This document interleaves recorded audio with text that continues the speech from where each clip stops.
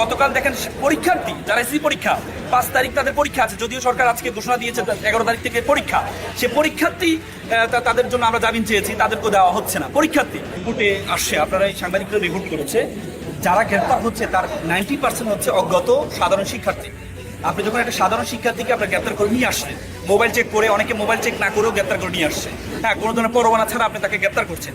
গ্রেপ্তার করে নিয়ে আসার পরে আপনি যখন বিজ্ঞ আদালতে যখন ফরওয়ার্ড করা হচ্ছে, বিজ্ঞ আদালতের যে এই রায়গুলো হচ্ছে এমন, মানে খুব লেগেছে। আমি due respect to our learned court এভাবে সাবমিশনে এভাবে বলে যে যারা রিমান্ডের জন্য আসছে তারা রিমান্ডে যাবে, আর যারা রিমান্ড ব্যাক আসছে তারা কারাগারে যাবে।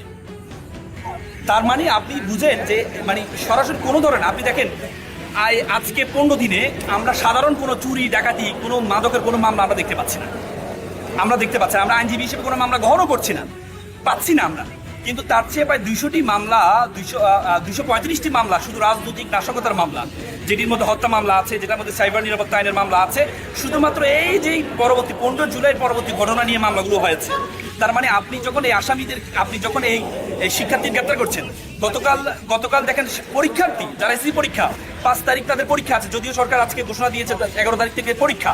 সে পরীক্ষার্থী তাদের জন্য আমরা জামিন চেয়েছি, তাদেরকে দেওয়া হচ্ছে না। পরীক্ষার্থী একটা পরীক্ষার্থী তো আন্দোলনে নেই, সাধারণ শিক্ষার্থীরা আন্দোলনে আছে, পরীক্ষার্থীরা পড়াশোনা করছে।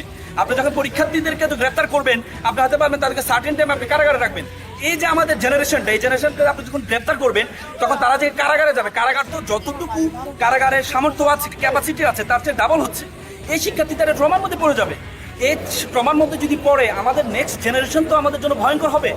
এই শিক্ষার্থীরা এখনো পর্যন্ত 17, 18, 19 বছর বয়স, তারা যখন এই কারাগারে যখন এই অবস্থা দেখবে, তখন তারা একটা ট্রমার মধ্যে পড়ে যাবে। আমি গতকাল বলেছি যে বিএফ শাইন কলেজের মেধাবী শিক্ষার্থী, বিজ্ঞানের শিক্ষার্থী, গোল্ডেন প্লাস প্রাপ্ত শিক্ষার্থী, পরীক্ষার্থী তাকে গ্রেপ্তার করে নিয়ে আসছে। তাহলে সে যখন কারাগারে যাবে, তখন সে তার ট্রমার মধ্যে পড়ে যাবে। এই ট্রমারে পড়ালেখা তো যাবে যে এই ট্রমা থেকে সে কিভাবে উঠবে? শিক্ষার্থীরা যে ভয়ে আছে, বিভিন্ন বাসায় বাড়িতে যাওয়া হচ্ছে, পুলিশ বাসা বাড়িতে গিয়ে তাদেরকে বলছেন যে শিক্ষার্থী আছে কিনা। একটা শিক্ষার্থী আসছে, শিক্ষার্থী যদি পায়, শিক্ষার্থীকে গ্রেপ্তার করে নিয়ে আসে।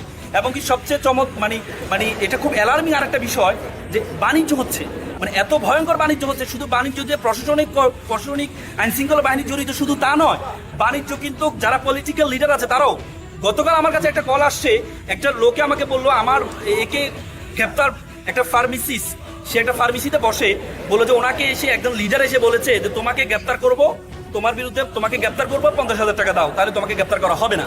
তা আমি বলছি কোনো টাকা দেওয়া দরকার নেই, আপনারা দরকার হলে একটা সাংবাদিক সম্মেলন করেন, সাংবাদিকরা আছে আপনাদের পক্ষে। কোনো টাকা, একটা পলিটিক্যাল লিডার এসেছে তাদের কাছে মিরপুরে, যে এসে যে তোমাকে গ্রেপ্তার করবো, 50,000 টাকা দাও। তারা বলছে আমরা 30,000 টাকা রাজি হয়েছে, তারা ভয়ে 30,000 টাকা রাজি হয়েছে। কারণ তারা জানে তারা যদি এখন গ্রেপ্তার হয় তাহলে তাদের জামিন হবে না।